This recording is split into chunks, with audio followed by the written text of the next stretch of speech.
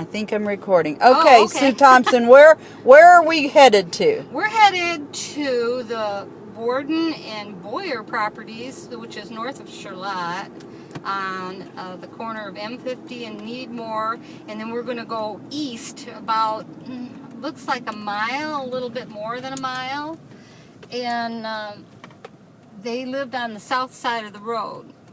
Okay, when did they get there? Oh, well, Leonard came in 1837 with his family, daughters, and Parley Worden. And then on the other tiny little piece of property was my great-grandfather, Henry J. Boyer, and his wife, Catherine. And they came and settled there. I can find no deed for them that they actually owned that property. And when they started selling off the property, that little piece of property was sold by the uncle or Leonard's family. Okay. And so I think they just allowed them to stay there because the land is quite swampy.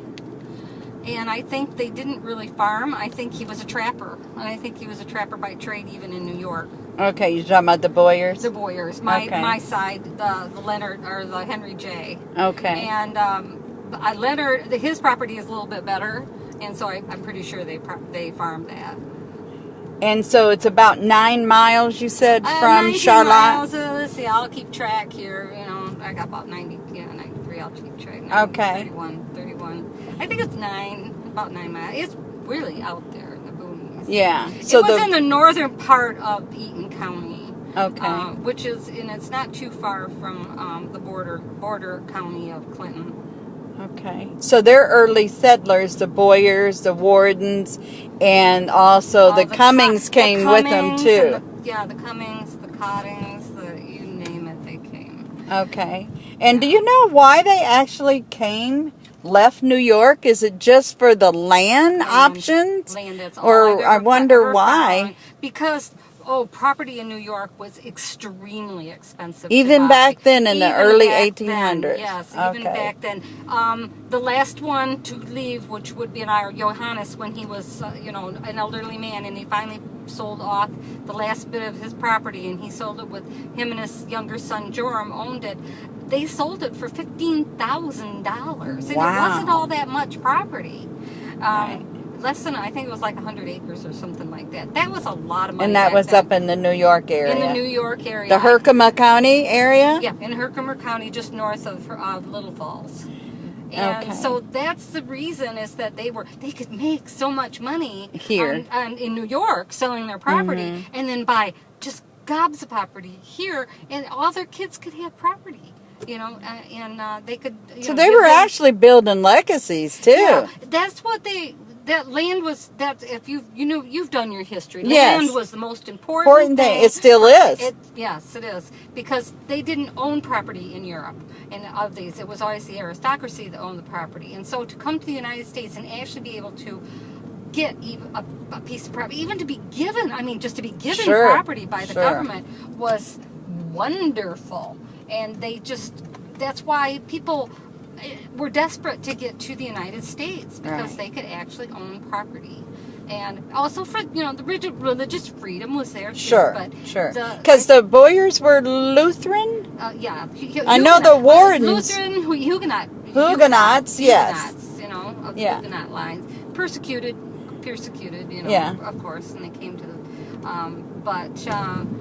because they were in that Alsace area, as far as the Boyers, and then Germany, France, Helios, Alsace, something like that. Yes. And, but that's a borderline that just went back and forth from Germany to France, Germany to France, Germany to France. I think they were so mingled that they would identify with one or the other, depending, I guess, on survival. On survival, yeah. Yes.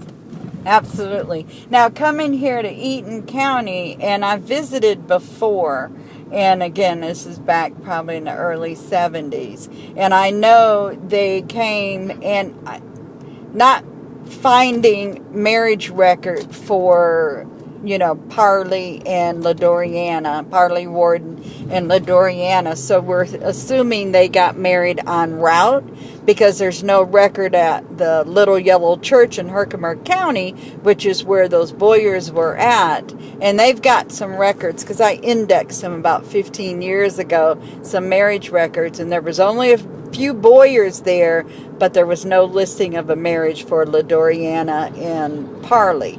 You might try Erie County, New York, because that was the port that they usually took. Okay. To go, and I have seen a lot of marriage records for that area. And they would just get married before they left. Yeah, that's a good place to look.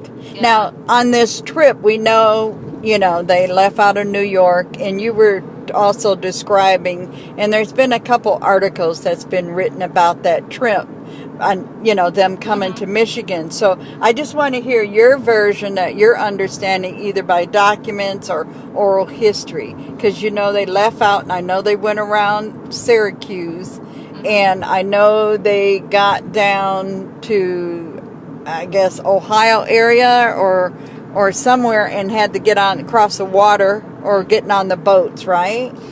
Either they got on in that little county there in New York and just traversed across Lake Ontario to Detroit. Okay. Or they did get on in Ohio, but I haven't found any proof that they ever went into Ohio. Okay. New York it's like they hopped from New York right to Michigan. Right to Michigan. So I'm thinking the hopping had to do with being on the barge boats that they took. Okay. And our oral history is they came on barge boats. Barge boats? Barge boats.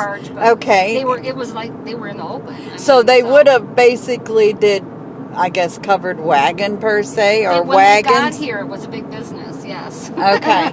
To have covered wagons, and they would buy them, or they'd stay there long enough to construct them, I don't know. But they still have to buy horse or oxen. Most of the time they bought oxen, because they could use oxen once they got here to pull out tree stumps and stuff like that, because they were workhorse animals type of thing.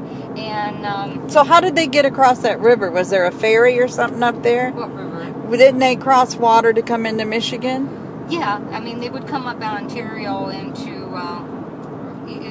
there's just a little niche right there. There's a Narrows area where there's a bridge now, the Windsor Bridge. I'm sure they came right in there. There was a fort there. Yeah. Okay. Fort Detroit. So Fort Detroit area. And then once they got to the Detroit area, didn't they walk the rest of the way, or what was it? They walked with their wagons, yeah. They walked with their wagons from Detroit area. They would go by Indian trails. Okay. Because there was Indian trails just covering. And then they did have a road from across east and west on the lower part of Michigan. But to come up, they would take that so far, and then they'd head up north. And they kind of kitty-cornered up here to get to Eaton County. Yeah, because this is a trail. We are on the Indian Trail. Okay. This is called Clinton Trail, and it is the Indian Trail from Lower Jackson. It goes even farther south than Jackson, and it goes all the way up to Grand Rapids. Really? Yes, and this is the Indian Trail. And now it's a paved road. It is a paved road, but it is the region. There's stones along the way until it talks about Clinton Trail being an Indian trail that we still use. And it's called Clinton. And isn't the next county Clinton County? Or isn't there a Clinton? This actually goes into Barry County and then up into Kent. So Clinton's more that way. Okay. We're actually going kind of at an angle now through Eaton County. We're going from north and west. West. North to west.